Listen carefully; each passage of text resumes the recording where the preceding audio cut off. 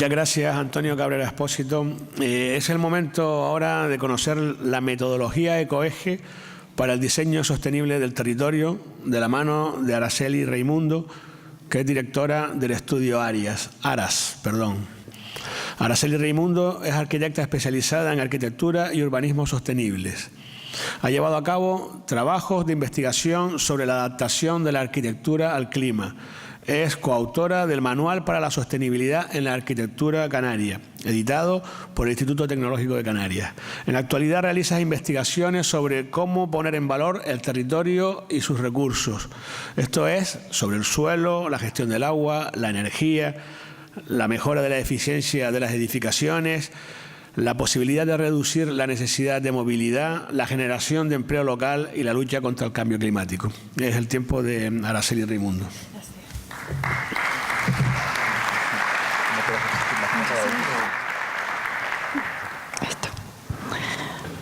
A ver si hay suerte. Hola, buenas tardes a todos. Yo me sumo a la felicitación a la comarca del sureste porque es verdad que son un referente que ojalá se replique en todo el territorio, ¿no? Yo estuve invitada hace 6 años ya, en aquella época, en aquel momento hablé de arquitectura bioclimática. Cuando uno hace arquitectura bioclimática y ve lo importante que es la orientación, las fachadas sur, las ventanas que dan a sur, ves que lo que te da la orientación sur en una casa muchas veces es el propio planeamiento y entonces echas de menos el poner el foco un poco más arriba y decir, bueno, ¿qué pasa si ordeno primero la trama urbana para que las fachadas den a sur, ¿no? Y luego, bueno, pues otro tipo de reflexiones sobre el territorio ya me llevaron a poner el foco todavía más arriba y ver qué pasa con las sinergias que hay en el territorio. Yo en lo que voy a poner el foco es en un tema que se ha comentado muy por encima, que es el tema del ahorro. De qué manera podemos, a través del ahorro y a través de la eficiencia, conseguir territorios mucho más autosuficientes que requieran menos infraestructuras, digamos, supramunicipales, ¿no? Entonces, pasamos rápidamente primero a ver rápidamente y en función de lo que han dicho otros ponentes, cuál es la situación en Canarias, ¿no? ¿Por qué sale esta metodología que en el año 2016 se me ocurrió y pulsé un poquito primero por el territorio con participación ciudadana por mi cuenta y luego cuando vi que había quórum, pues ya se lo propuse al Cabildo y el área de medio ambiente del Cabildo de Tenerife es el que lo está propiciando. Bueno, pues ¿cómo es el modelo energético en Canarias? Pues ya lo han dicho otros ponentes, ¿no? Está basado en combustibles fósiles. ¿Y cómo es ese consumo energético? Pues ha ido creciendo, ¿no? Ya en este año 2000 a 2006, que ya se había firmado el protocolo de Kioto, ya nos habíamos comprometido a disminuir el consumo energético, vemos que España no se estaba comportando demasiado bien, pero Canarias se comportaba peor todavía. Lo peor es que España, ya hemos visto en otras ponencias, que tiene un mix energético en el que tiene un 30% de energía renovable, pero es que Canarias depende todavía a más del 85% de las centrales térmicas, lo cual hace que este modelo energético y este aumento del consumo sea más grave. Pero es que encima, fíjense cómo ha ido aumentando la demanda de este combustible fósil, que en 20 años se ha prácticamente duplicado. O sea, el crecimiento. ¿Y de dónde estamos sacando ese combustible fósil? Pues de 2 países tan poco sostenibles como estos dos, ¿no? 50% prácticamente cada uno, con lo cual tampoco estamos ahí en la ruta de la sostenibilidad. ¿Qué eficiencia y afecciones está generando este modelo energético? Pues el modelo de las centrales térmicas es profundamente ineficiente. Para generar ese salto térmico que genera la energía ya hay que perder bastante del combustible de entrada, pero es que luego, al ser un modelo centralizado, en la transformación y la distribución de la energía perdemos muchísima energía también, con lo cual el modelo es muy ineficiente. ¿Y qué es lo que está generando de cara a la lucha contra el cambio climático, que es lo que ahora nos tiene también más preocupados? Pues estamos viendo que el peso de ese sector en lo que se refiere refiere a emisiones de gases de efecto invernadero es muy relevante, del 94,3%. ¿Y a qué llama sector energético la estrategia de lucha contra el cambio climático? A la producción de electricidad, refino de petróleo, transporte más desalación de agua. En resumen, los principales responsables son la arquitectura, porque tenemos unos edificios profundamente ineficientes. Hasta el año 2006, que se aprobó el Código Técnico, ni siquiera estábamos obligados a poner aislamiento térmico en los edificios, que ahora es algo absolutamente obligatorio. Y luego la planificación urbana, una planificación urbana muy dispersa que ha disparado también el consumo energético y las emisiones en el sector transporte. Fíjense que en este cuadro de emisiones por sectores, la parte de la agricultura tiene apenas un 3,1%. Pero es que esto se refiere a la agricultura que estamos generando aquí, que es bastante escasa. Estamos dependiendo al 90% de lo que traemos de fuera con una agricultura industrial, y resulta que del 44 al 57% este tipo de sistema agroalimentario es el responsable del 44 al 57% de las emisiones de efecto invernadero, con lo cual a ese cuadro deberíamos añadirle a ese 3% esa repercusión de cómo lo estamos haciendo. Entonces, resumiendo, este modelo, que parece bastante absurdo, por lo menos es barato, pues que ni siquiera es barato, porque vemos que el kilovatio canario tiene un sobrecoste del 122% en general. Luego, determinadas islas tienen un sobrecoste mayor todavía. Así que es caro, no ha hecho más que crecer, es profundamente ineficiente, está basado en combustibles fósiles que generan cambio climático, y encima, bueno, pues provocamos gases de efecto invernadero. ¿Cómo lo calificaríamos este modelo? ¿Es imprudente o será suicida? A mí me gusta poner ahora una diapositiva, porque el que sea imprudente o suicida depende en gran medida del riesgo de lo que estemos provocando, ¿no?, con la elección.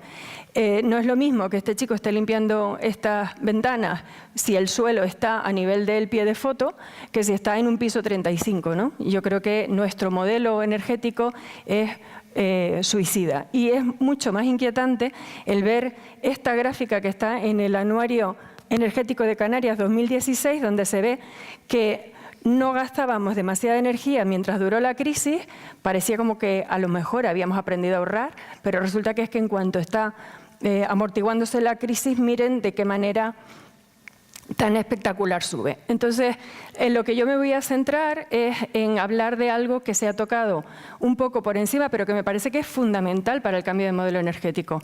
Tenemos un escenario actual en el que tenemos una demanda y se está hablando de ir al 100% renovables, ¿no? Si no hacemos nada, ese sería el 100% renovables, que se ve bastante inabordable, como dicen algunas fuentes. El escenario que proponemos en la plataforma por un nuevo modelo energético es un escenario en el que la demanda se reduzca, favorecida por el ahorro, y luego el 100% renovables estará muchísimo más cerca, ¿no? Eso es un poco de lo que se trata. Todo eso, por supuesto, teniendo en cuenta la participación ciudadana, que es mucho lo que podemos hacer desde la ciudadanía, como veremos al final. ¿Cuál es, desde mi punto de vista, la metodología para el cambio de modelo energético? La parte que yo voy a desarrollar es solamente esta primera, ¿no? De qué manera podemos favorecer el ahorro y la eficiencia a través de edificaciones mucho más eficientes, con un diseño sostenible, una planificación urbana sostenible y, por supuesto, avanzar hacia la soberanía alimentaria. En segundo lugar, habría, que no lo voy a desarrollar porque ya se ha hablado bastante de este tema, apostar por las energías limpias. Y en tercer lugar, favorecer y fortalecer la participación ciudadana mediante formación e información. ¿Cómo podemos ahorrar energía con la edificación? Pues la arquitectura bioclimática puede ahorrar el 60% de la energía de una edificación convencional, al margen de que consigue también un mayor confort en el interior de los edificios. En este caso, por ejemplo, esto es una vivienda unifamiliar en La Esperanza, uno de los municipios donde tenemos el clima más severo. La edificación, por supuesto, la parte, digamos, donde están los espacios vivideros sería la fachada sur, está orientada al sur, está dotada de una envolvente adecuada para no tener, para tener una oscilación térmica interior adecuada, ¿no?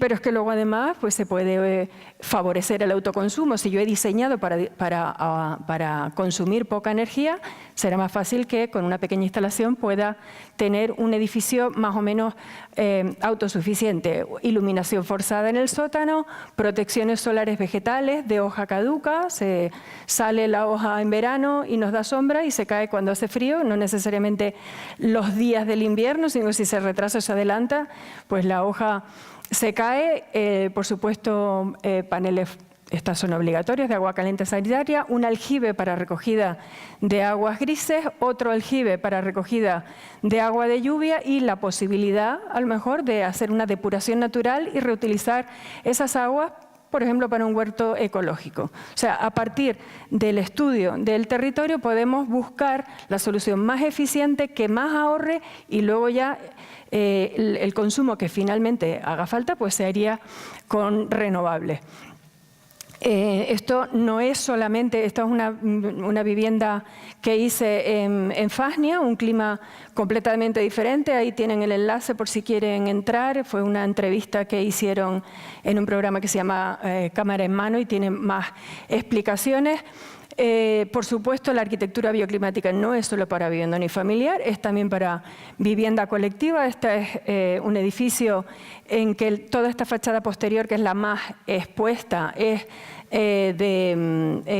con aislamiento térmico por el exterior. Creo que fue el primer edificio en Canarias que colocó ese aislamiento térmico por el exterior en el año 2000.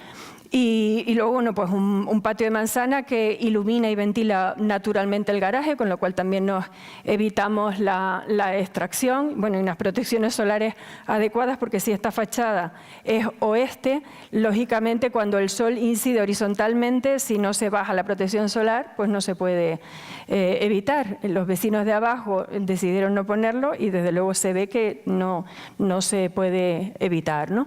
Esto también se puede usar, por supuesto, para edificios terciarios. Esto fue un concurso que ganamos en el puerto de Garachico, donde el edificio reduce la necesidad de energía y luego el parking tiene una marquesina fotovoltaica que le procura la energía. Pero muy, muy importante, la rehabilitación eficiente. O sea, es mucho más eficiente el tratar de arreglar lo que hemos hecho mal y hacerlo eficiente que abandonarlo, consumir más suelo en hacer edificios eficientes. O sea que el tema de la rehabilitación eficiente es muy importante. Normalmente, sobre todo en las vertientes norte, se tiende a tener una fachada que dé al mar y esa es la principal, y una fachada norte jamás ve el sol durante el invierno, que es cuando hace falta, y sin embargo, bueno, pues con un tratamiento adecuado de esa fachada sur, que en este caso estaba totalmente ninguneada, pues se conseguía un confort energético mayor.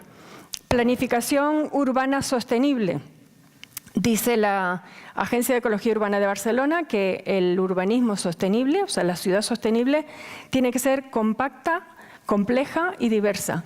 Compacta en el sentido de aprovechar bien el suelo, compleja en el sentido de mezclar usos. Si se pone solo residencia por un lado, solo comercio por otro, los colegios salen fuera, al final necesitaremos coche para todo. Y diversa en el sentido de que quepamos todo. Esas estrategias son adecuadas para ahorrar recursos que en Canarias son absolutamente estratégicos, como son el suelo, el agua y la energía. Pero es que además el planeamiento urbano, además de hacer ese tipo de ciudades complejas, compactas y diversas, debería tratar en Canarias, como decía Antonio, de reducir nuestras dependencias.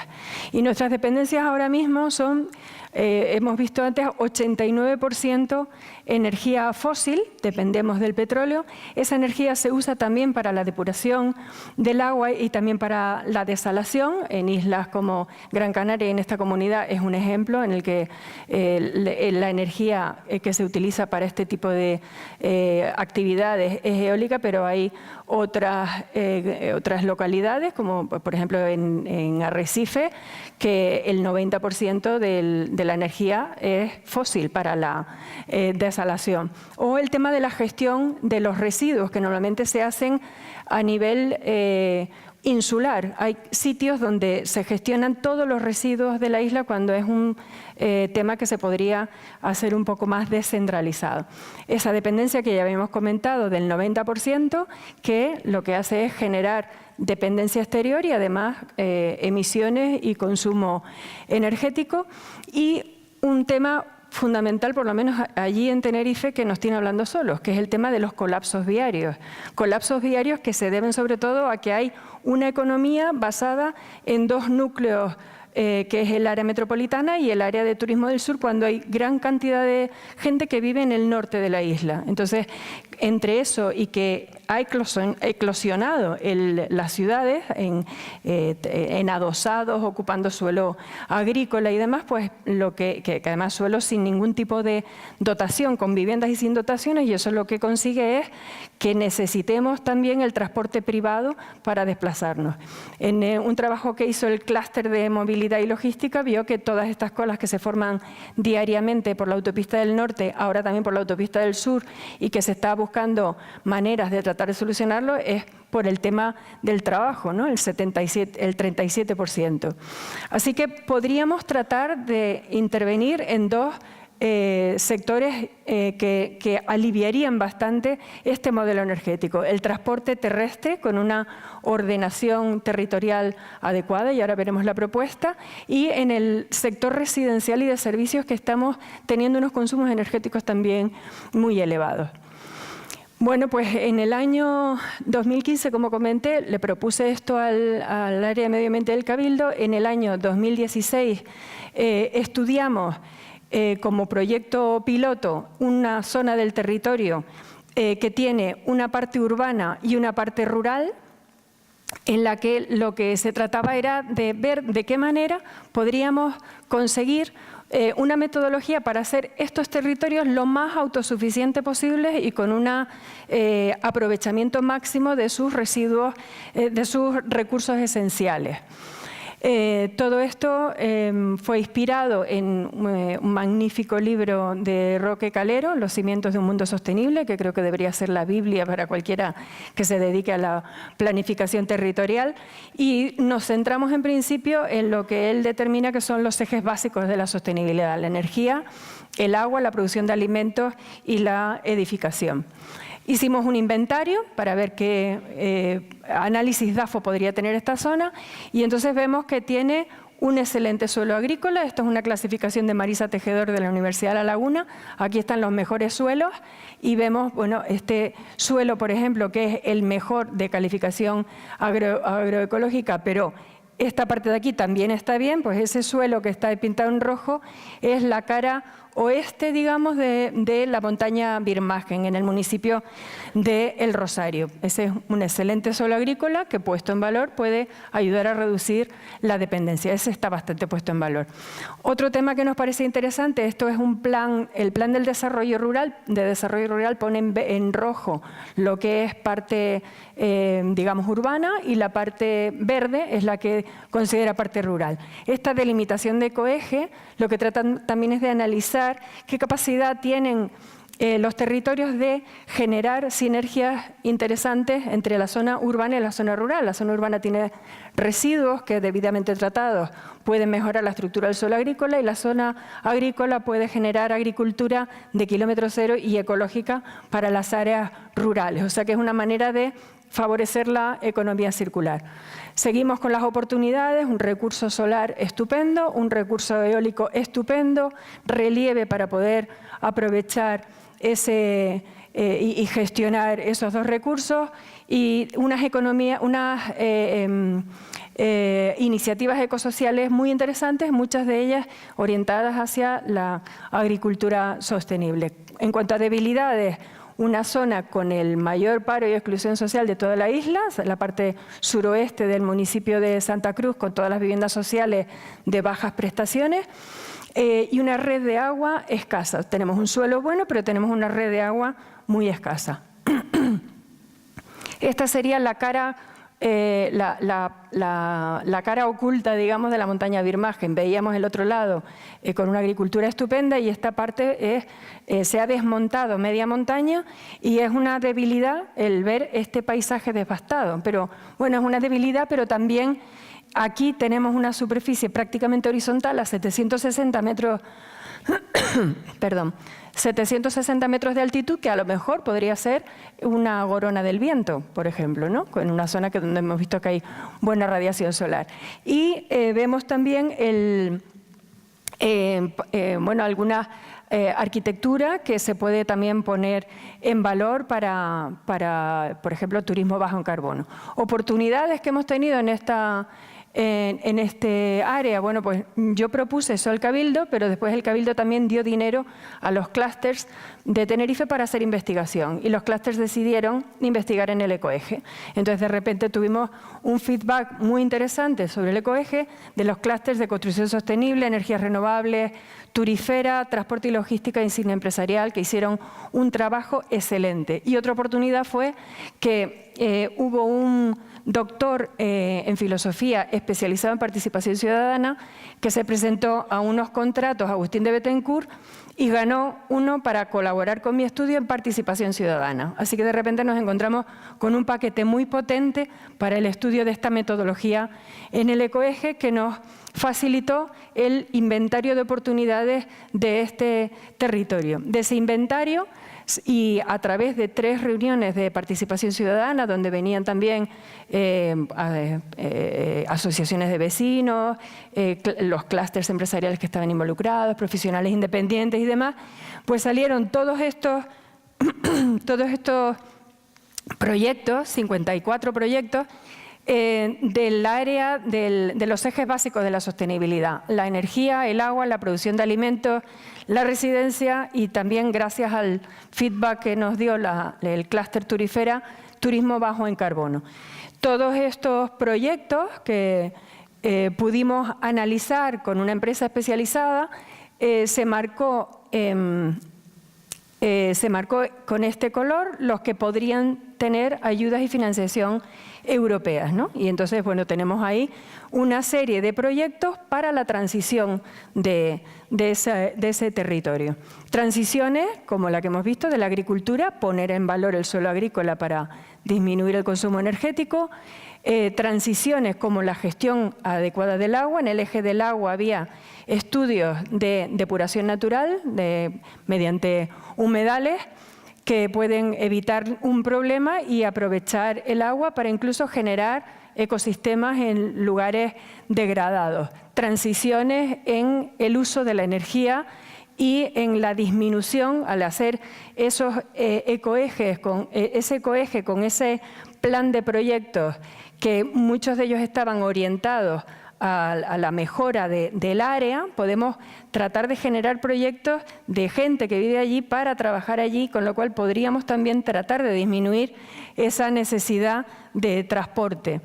Podemos también hacer edificios más sostenibles que demanden poca energía y procurar que la energía que demanden venga de fuentes renovables, de modo que cada edificio pueda gestionar prácticamente su propia energía y la que no se pueda, pues nosotros lo que proponemos es, como decía Antonio, que el apoyo, en vez de ser fósil, sea de geotermia, o sea, renovable pero gestionable. Había proyectos también que favorecían una transición hacia la formación acreditada verde de esos ejes que habíamos analizado. En el tema del turismo, que estamos llamando turismo de calidad, al que está asociado al golf o al spa, 2 sectores que consumen muchísima energía. Entonces, bueno, lo que proponemos es que se pueda hacer un turismo más bajo en carbono, que se apoye más en lo que la zona tiene de interés, ¿no? Me gusta mucho esta frase de Saramago, donde dice que el turismo de calidad es el turismo respetuoso que visita los lugares que se respetan a sí mismos. El favorecer una oferta turística que es el motor económico de nuestro archipiélago, que se base en los recursos que tenemos y no en el consumo de los que no tenemos. Bueno, el interés de este tema es que es un modelo perfectamente replicable y que ahora mismo pues ya se está pensando en hacer otros análisis preliminares en algunas otras zonas de Tenerife, por ejemplo, en el Valle de la Orotava. De esa manera podemos hacer territorios más autosuficientes, menos demandadores de recursos que no tenemos y más favorecedores de empleo próximo que evite estas largas colas y a lo mejor permitan otro tipo de movilidad. Esta imagen no se alivia un poco, pero no se alivia lo suficiente sustituyendo los coches por coches eléctricos. Lo que hay que hacer es tratar de disminuir la necesidad de movilidad.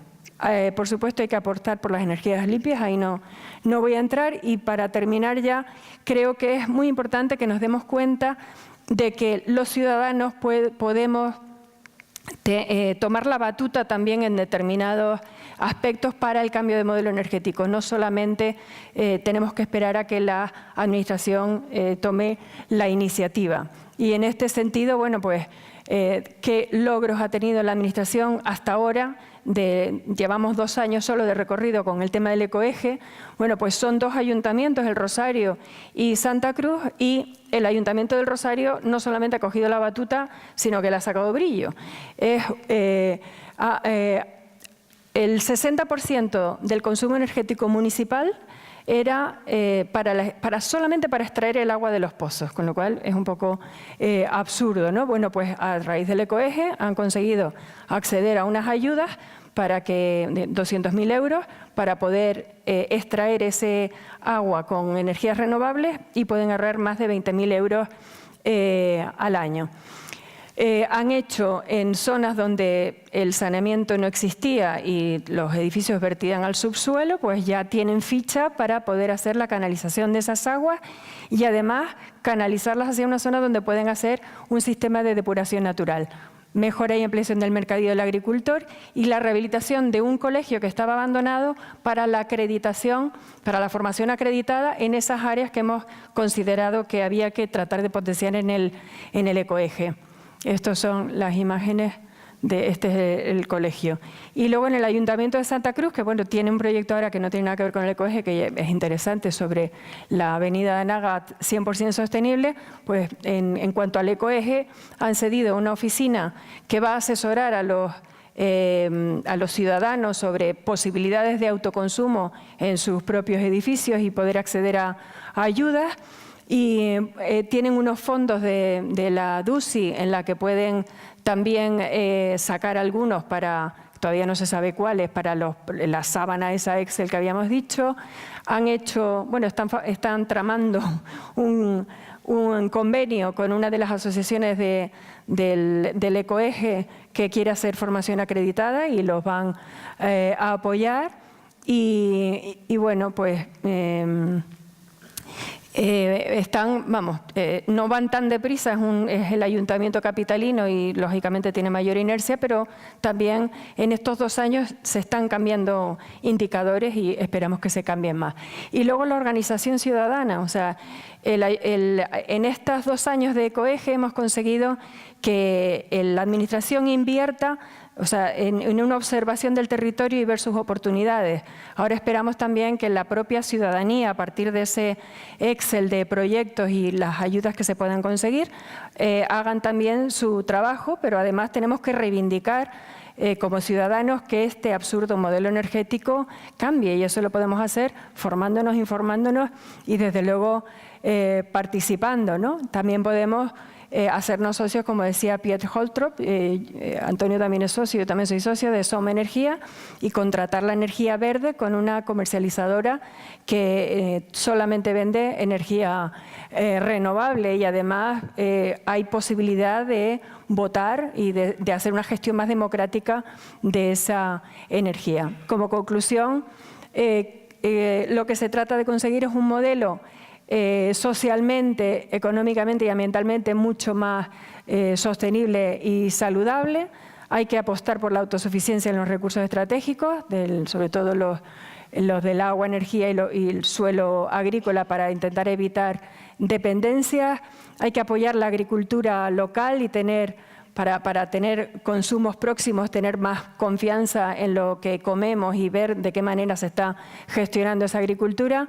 Fomentar la formación y la empleabilidad verde, el turismo de calidad respetuoso con el medio ambiente y apostar por las economías locales para la reducción de la necesidad de la movilidad a partir de las oportunidades del territorio. Eso es, en principio, de lo que se trata esta metodología ecoeje, que esperamos que pueda seguir replicándose en el territorio. Muchísimas gracias.